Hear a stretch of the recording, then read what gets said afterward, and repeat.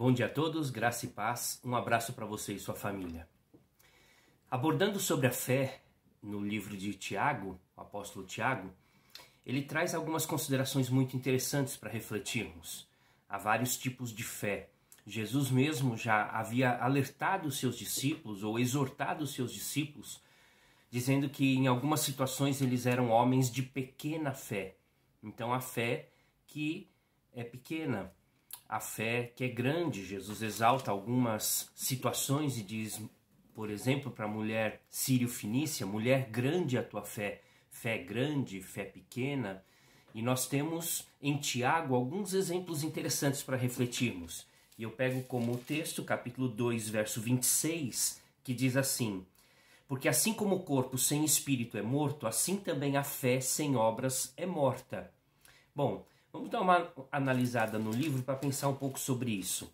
Primeiro, Tiago fala sobre uma fé vacilante. Quando ele diz que alguém tem que pedir sabedoria, mas pedir com fé sem vacilar. Tiago 1, verso 6. Portanto, pode haver fé vacilante, fé duvidosa. Também Tiago fala de uma fé arrogante. Capítulo 2, verso 1, ele diz: meus irmãos, não tenhais fé em nosso Senhor e Salvador Jesus Cristo em acepção de pessoas. Quer dizer, não pode haver uma fé arrogante, uma fé para si, uma fé que quer se aparecer, quer mostrar. Uma pessoa que acha que tem mais dons do que os outros, e isso faz com que ela seja melhor crente, menor crente. Um dom mais evidente, um dom que aparece mais, um dom que está à frente, e isso faz com que muitas pessoas sejam arrogantes. Isso não é fé, evidentemente. A fé arrogante, essa fé não há como compartilhar na comunhão com Deus. Tiago ainda fala no capítulo 2, a fé do demônio. A fé, você crê que Deus existe, o diabo também crê.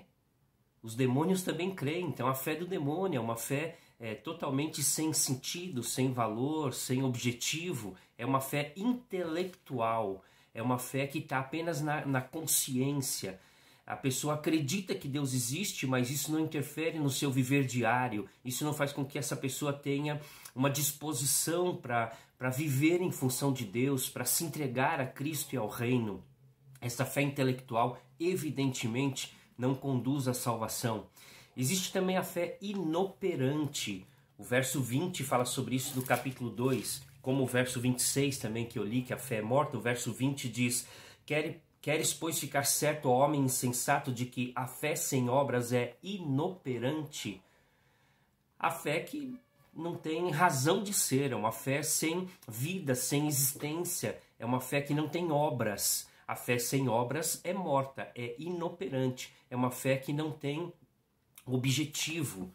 Há também a fé, e aí sim, operante, ou a fé atuante. Capítulo 5, verso 16, e a oração da fé salvará o enfermo e o Senhor o levantará. E se houver cometido os pecados, ser-lhe-ão perdoados. A fé atuante, a fé operante, é a fé que produz resultados, a fé que traz salvação, a fé que traz o perdão dos pecados, a fé que traz cura, libertação. Essa é a fé que Deus espera que tenhamos no nosso viver diário. Uma fé que opera, que realiza, que ajuda, que socorre. A fé que Deus põe no nosso coração com o objetivo de trazer salvação.